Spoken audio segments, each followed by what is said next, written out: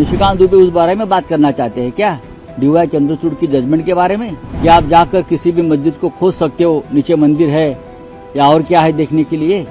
ये लोग supreme court को मानते नहीं, ना किसी कोर्ट को मानते हैं, ये न पार्लियामेंट को मानते हैं, ये किसी संवैधानिक संस्था को मानते हैं। अब निशिकांत दुबे बात करेगा सर्वोच्च न्यायालय के ऊपर, सुप्रीम कोर्ट के ऊपर।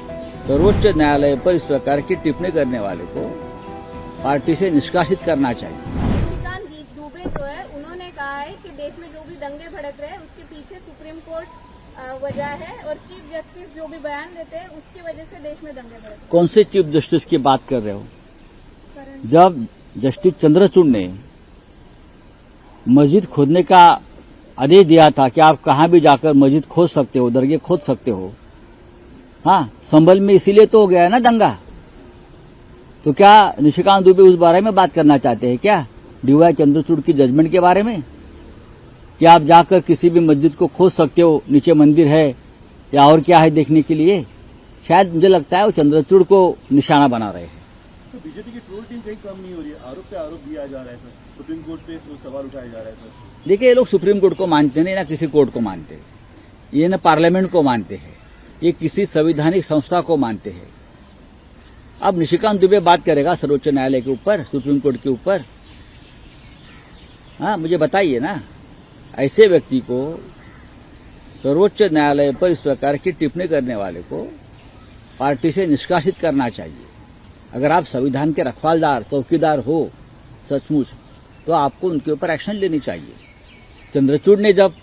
जस्टिस चंद्रचूड़ ने जब मस्जिद की खुदाई का आदेश दिया था, तब आपको ये नहीं लगा कि दंगे भड़काने की या समाज में झगड़े करने की ये बात हो रही है? तब आपको नहीं लगा?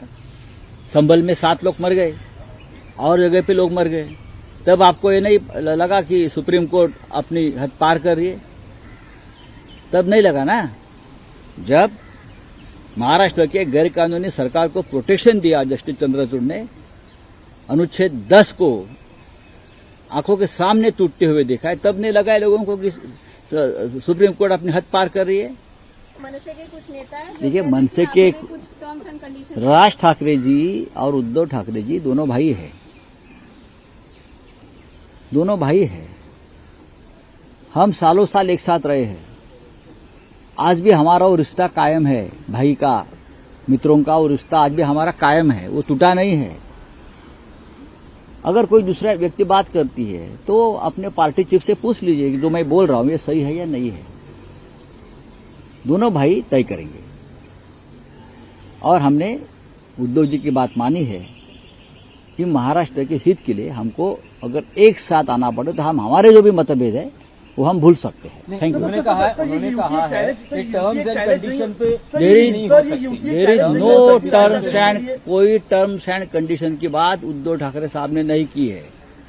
आप समझ, इतनी उद्धव जी ने क्या कहा है?